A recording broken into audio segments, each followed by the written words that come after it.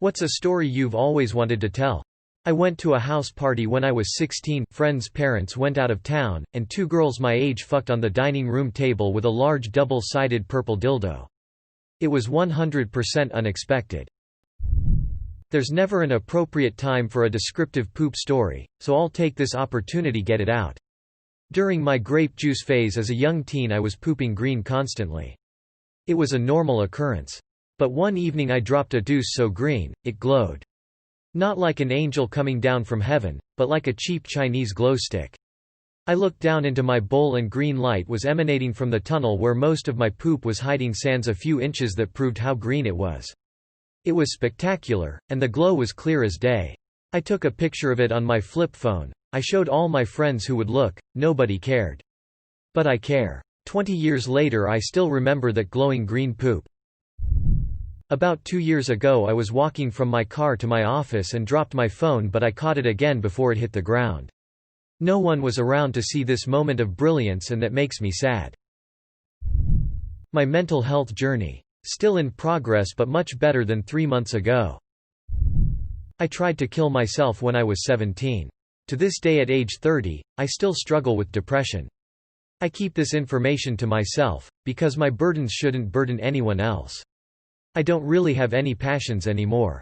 The only things that give me any splinter of happiness is when I eat, or when I occasionally come across a funny video. Other than those things, I'm basically slogging through life, struggling to fulfill basic human functions. The only thing keeping me going is that I don't want my parents to mourn my passing, and I feel that there may still be something out there worth struggling for.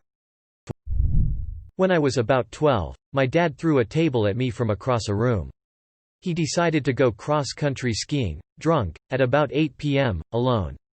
Apparently he fell down in the snow, and had trouble standing back up. I guess this pissed him off, and the fact that we didn't come out to check on him made it even worse, despite the fact that he was only outside for about 20 to 30 minutes. Came back inside, ripped his shirt off like the fucking Hulk, growled, then without warning rounded the corner and threw a large end table at me. Next he threw a picture frame at my mom. He narrowly missed both of us, thankfully. Then got in his truck and drove away for a couple hours. This was on a weeknight. Going to school the next day was weird. Everything felt surreal, like I wasn't really there. Schizophrenia is a real bitch. It ruined my youth because I had it for the longest time without being properly diagnosed for it. It used to hear voices and hallucinate. It mainly felt like these voices and hallucinations were coming from a past job I had. I felt overwhelmingly judged by everyone that was in my head. Top social anxiety onto this, then you're really fucked.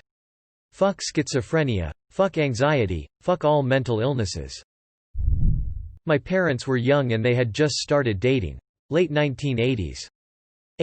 My dad used to have a moped. It was like their second or third date IDK but early days. And she, my mom, was about to sit pillion on the moped, but my dad thought she was on the vehicle already and he just rode off. And she just was embarrassed on the road. Till this date whenever they are on a two-wheeler, he asks her, "Hey, did you sit?" Once upon a time there was an ugly barnacle. He was so ugly that everybody died. The end. That one time in band camp,